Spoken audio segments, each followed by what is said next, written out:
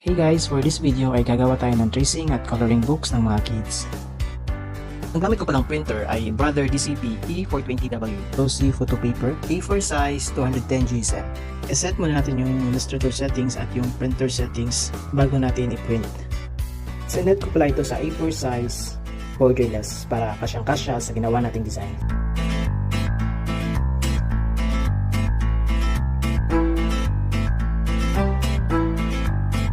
Ayan, tapos na. Pagkatapos ay tupiin natin sa gitna. I-print na rin natin yung mga coloring pages nila.